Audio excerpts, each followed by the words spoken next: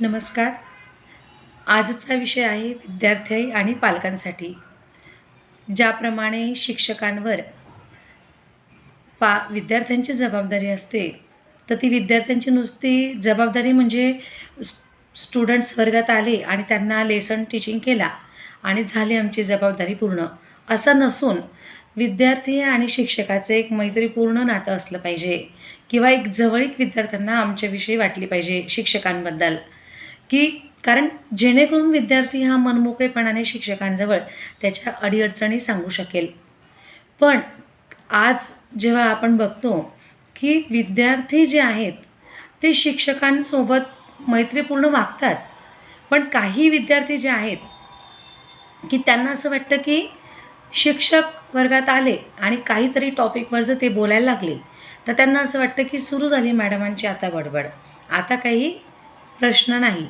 मॅडमांना एक वाक्य किंवा एखादी ओळ मिळाली शब्द तर मॅडम सुरू होऊन जातील तासभर, असं काही विद्यार्थ्यांना वाटतं. पण त्याच्यात जर विरुद्ध आपण बघितलं तर काही विद्यार्थी इतकं मन लावून ऐकतात आणि शिक्षकांनी सांगितलेल्या एखादा वाक्य, शिक्षकांनी सांगितलेलं जे एखादं वाक्य असतं त्यामुळे एखाद्या विद्यार्थ्याच्या जीवनात परिवर्तन घडून येतं. पण काही विद्यार्थी ते लाईटली घेतात. मला एवढंच सांगावंसं वाटतं की ज्याप्रमाणे आम्ही मन लावून किंवा आम्ही जिद्दीने विद्यार्थ्यांना घडवण्याचा प्रयत्न करतो आहे, तर तितक्याच जिद्दीने जर पालकांनी थोडंसं सपोर्ट केला, थोडं कोऑपरेट केलं की आपला मुलगा शाळेतून अजून आला कसा नाही किंवा आल्यानंतर हा खरंच क्लासला गेलेला आहे का, आणि किंवा क्लासमधून हा आला कसा नाही.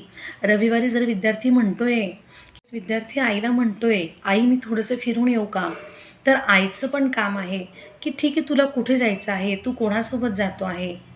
हे जर आईवडिलांनी सुद्धा जातील लक्ष घालून केलं तर जे आज आपण बघतो समाजामध्ये खूप वेगळी परिस्थिती निर्माण झालेली आहे की आईवडील सुशिक्षित असूनसुद्धा काही मुलं, काही विद्यार्थी अतिशय वाईट मार्गाला जाऊन आईवडिलांना म्हणजे त्यांचं नाव, त्यांची मान खाली घालण्यासाठी कसर सोडत नाही.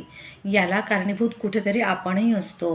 म्हणजे मी असं म्हणत नाही की सगळेच पालक तसे आहेत. काही पालक जातीने लक्ष घालतात, पण तरीसुद्धा त्यांचे मुलं जे आहे ते वाईट मार्गाला जातात. याला कारण, वाईट मार्गाला जाणं कारण एकच की घरातली परिस्थिती, त्यानंतर कौटुंबिक वातावरण, आर्थिक परिस्थिती, मित्रमंडळी, या सर्व गोष्टी, परिसर, या सर्व गोष्टी या कारणांसाठी कारणीभूत असतात. आणि